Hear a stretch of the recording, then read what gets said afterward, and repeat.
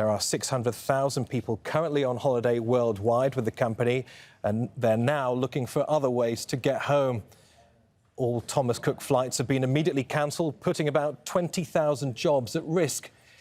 The UK's Civil Aviation Authority says it will work with the government to bring 150,000 British travellers home over the next fortnight.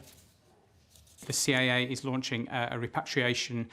This is the largest repatriation since the Second World War, and we will be bringing home everybody back to the UK as close as possible to their return date. This is a huge operation, 150,000 people currently abroad. We've chartered over 40 aircraft, and those aircraft are already in position, and then in the next few hours we'll start bringing passengers home. Catherine Stancl has more now.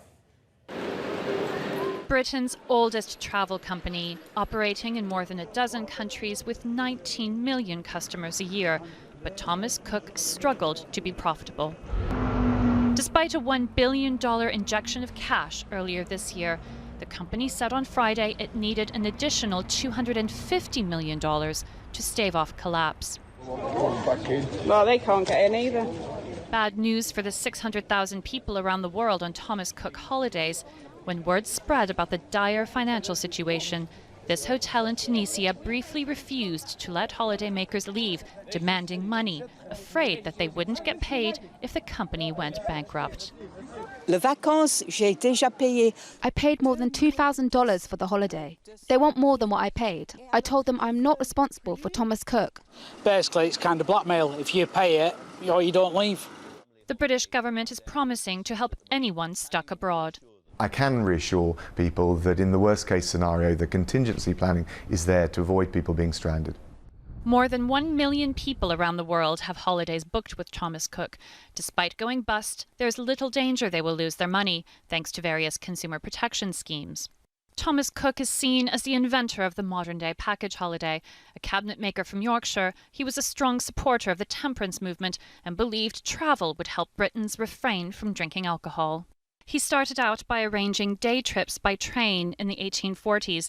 The excursions proved so popular that within 20 years he was selling tours to continental Europe, the Middle East and the United States.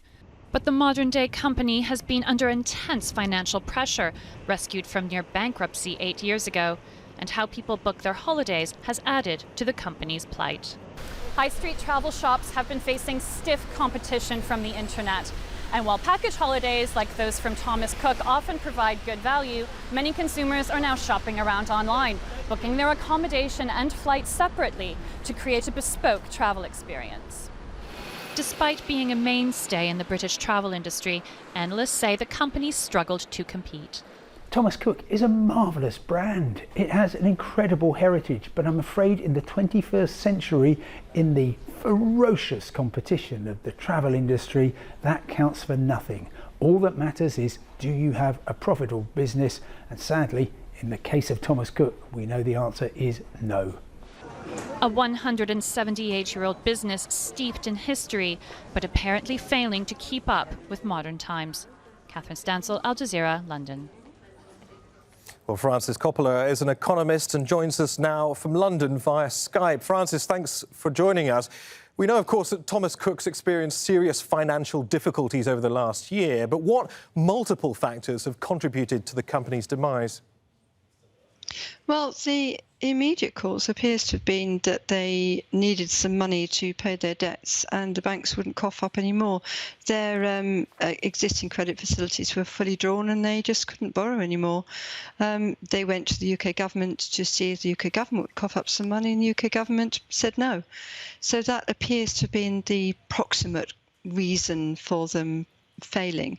However, they've gone into compulsory liquidation, which means that the company is completely dead. They're basically saying it's a gone concern, which means that there's a much deeper underlying insolvency. And when you look at the books, you can see that really what's happened is that back in May, they reported a loss of about £1.3 billion. So approximately $1.6 billion, I think, arising from having to write down the value of of a company they'd bought in 2007, and that left them quite seriously insolvent. They've been trying to put together a recapitalisation plan with their creditors and with their owner Fosun, but obviously it looks like at the last minute the creditors have said no. And what is it about the nature of the way people travel these days, the way they go online to book their journeys now? Has Thomas Cook been able to weather the storm, to adapt to changing times? Has that been a factor in its demise as well? I think that's certainly been a factor. They've not really adapted to the modern trend to book things online, to mix and match, to book your flights, your hotels, your experiences, your trips, all of it, your cars, all of it separately. What Thomas Cook is still offering his packages. It's got these expensive high street shops. You know, who is it who goes into a high street shop to book their holiday now? Hardly anybody does. So they've got that as well. They haven't really adapted to changing tastes, changing trends, changing consumer behaviour, and that shows in their profitability. They haven't got any profitable business lines, really. Well, we saw, of course, a few years ago the collapse of Monarch Airlines, Thomas Cook now. It's a major blow for internationally renowned and respected brands. What lessons are there in this for other companies who are watching on from the sidelines? Well, I think the lesson is that they've got to be much quicker to realise what the trends are in the industry and adapt to them, respond to them and make sure they're ahead of the curve. And also, I think a warning for all companies, really, which is that don't saddle yourself with huge amounts of debt, because that can come back and bite you. Frances Coppola in London, thank you very much. Pleasure.